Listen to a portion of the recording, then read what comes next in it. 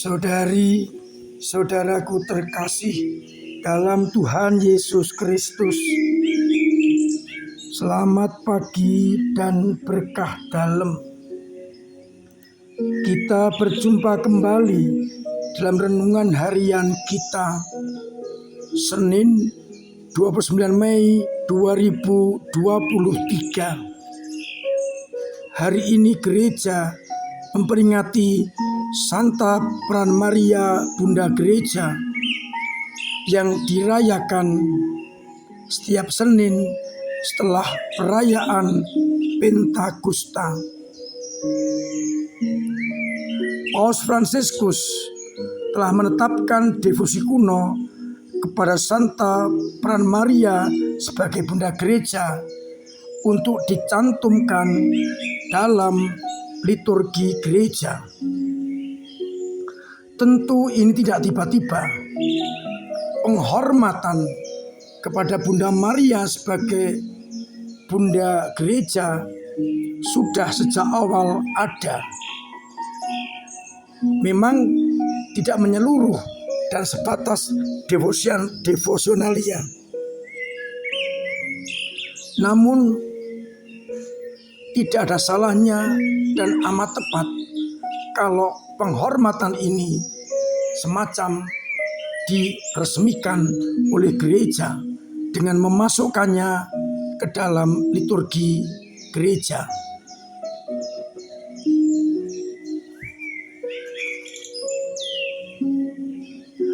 Pada tanggal 21 November 1964,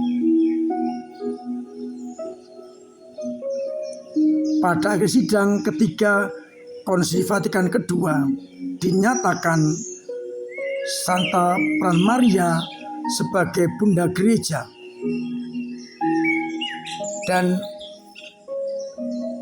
pada tahun 1975, pada tahun suci rekonsiliasi, Tata Suci mengusulkan untuk misa votif menghormati Maria Bunda Gereja yang dimasukkan dalam Missale Romanum. Dan akhirnya Paus Fransiskus memasukkan peringatan Santa Maria sebagai Bunda Gereja ke dalam kalender liturgi Roma yang sekarang ini diperingati setiap hari Senin sesudah perayaan Pentakosta. Dalam bacaan yang pertama Ekaristi pagi ini dikisahkan bagaimana Allah mengutuk ular yang menggoda perempuan dan diadakan permusuhan antara keturunan ular dan keturunan perempuan.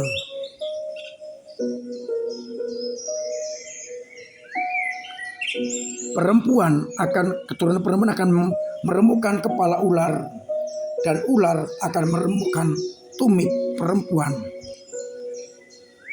Sedangkan pada bacaan Injil kita dengarkan bagaimana Yesus menyerahkan murid-murid kepada Maria sebagai anaknya dan Maria diserahkan kepada murid sebagai ibundanya.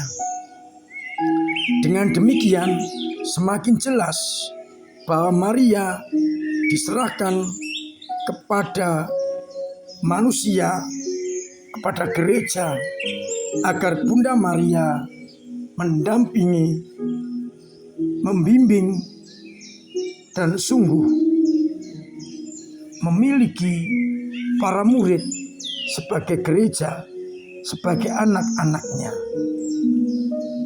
Maka sudah sepantasnya kita menghormati Bunda Maria sebagai Bunda Gereja.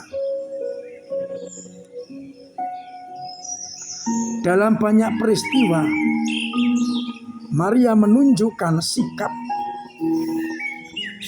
keibuannya kepada gereja.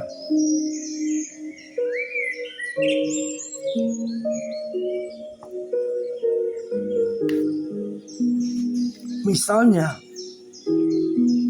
bagaimana Bunda Maria mendampingi para murid ketika Yesus dibunuh.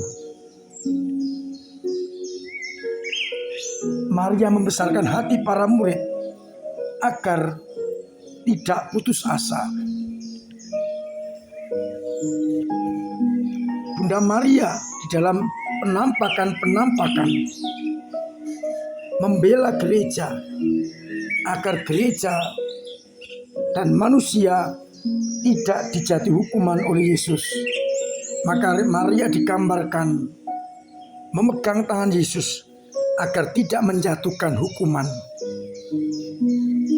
Seorang ibu akan menyayangi anak-anaknya, gereja, dan seorang anak, yakni gereja, akan menghormati ibunya, yakni Bunda Maria, dan mengikuti meneladan ibunya di dalam segala segi, termasuk di dalam iman. Kita tahu Bunda Maria adalah teladan bagi orang-orang beriman yang menyerahkan diri hanya kepada kehendak Allah. Aku ini hamba Tuhan, jadilah padaku menurut perkataanmu. Saudari-saudaraku terkasih, kita bersyukur karena Bunda Maria diberikan kepada kita sebagai Bunda Gereja. Itu berarti perjalanan gereja akan aman, asalkan kita terus-menerus mendengarkan nasihat Bunda Maria, mengikuti teladannya di dalam penyerahan total kepada Tuhan kita Yesus Kristus. Semoga gereja yang sudah dicurahi Roh Kudus dan didampingi oleh Bunda Maria akan semakin mampu untuk mewartakan kabar sukacita dan pertobatan kepada dunia. Devosi kepada Bunda Maria bukan untuk mengkulturkan Bunda Maria, tetapi untuk memohon berkat Bunda Maria agar gereja senantiasa didampingi, dibimbing, diberkati oleh Allah. Semoga gereja mampu meneladani Bunda Maria dalam ketaatan, kesetiaan, dan pelaksanaan kehendak Allah. Mari bersama-sama kita hidup sesuai dengan teladan Bunda Maria yang setia, taat, sampai berdiri di bawah kaki salib Yesus. Semoga gereja mampu untuk memartakan pesan pertobatan yang disampaikan Bunda Maria kepada dunia, agar akhirnya dunia bertobat dan Tuhan tidak menghukum kita. Semoga Bunda Maria senantiasa mendampingi, membimbing, dan melindungi gereja. Tuhan memberkati kita sekalian. Amin. Marilah kita berdoa. Bapa yang penuh kasih, kami bersyukur karena Bunda Maria Engkau berikan kepada gereja sebagai ibu yang menyayangi anak-anaknya. Semoga kami pun mampu membalas dengan meneladan Bunda Maria dalam ketaatan iman kepadamu. Semoga dengan demikian kami semakin dikuatkan di dalam hidup beriman sebagai anak-anak-Mu. Semoga pesan-pesan Bunda Maria dalam penampakan, terutama pesan pertobatan, dapat kami laksanakan. Kami bertobat dan akhirnya hanya melaksanakan kehendak-Mu. Berilah kami rahmat-Mu untuk meneladan Bunda Maria. Kuatkan iman kami yang lemah, dorong kami yang berhenti, bangunkan kami yang jatuh, agar iman kami menyerupai Bunda Maria yang menyerah hanya pada kehendak-Mu. Semoga umat-Mu yang sakit Engkau sembuhkan, yang punya beban berat Engkau ringankan, yang punya persoalan Engkau urai, dan yang tentang ekonomi Engkau bantu lewat sesamanya. Biarlah akhirnya Bunda Maria senantiasa menolong kami. Untuk itu ya Bapa, curahkanlah berkat-Mu atas kami semua, Bapa dan Putera dan Roh Kudus. Amin. Saudari-saudaraku terkasih, tetap saya ingatkan, saya anjurkan, bahkan saya wajibkan untuk tetap mematuhi protokol kesehatan. Cuci tangan dengan sabun, pakai masker, pakai sanitizer. Besar kedua, jauhi kerumunan dan pola hidup sehat, agar kita terhindar dari segala mara bahaya, khususnya virus corona.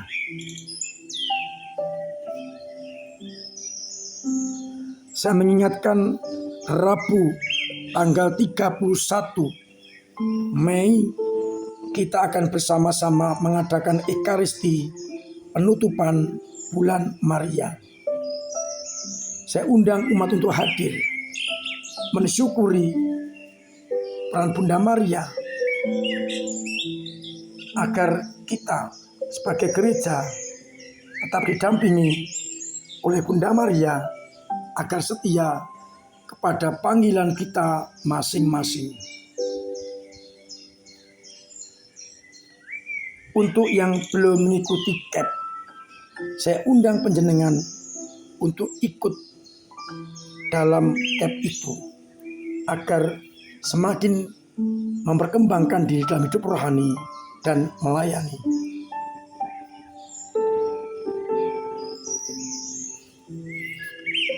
Saya ucapkan terima kasih atas partisipasi panjenengan dalam pelayanan dan gereja lewat cara masing-masing, dengan doa-doa, dengan tenaga, dan dengan dana, khususnya untuk pengisian gedung serbaguna kita. Semoga kita semakin ikut berkontribusi sehingga gedung dapat segera kita pakai untuk berbagai keperluan. Semoga kebaikan panjenengan dibalas oleh Allah dengan berkat dan rezeki yang melimpah. Akhirnya saya mengucapkan selamat pagi, selamat merenungkan, salam sehat, Tuhan memberkati.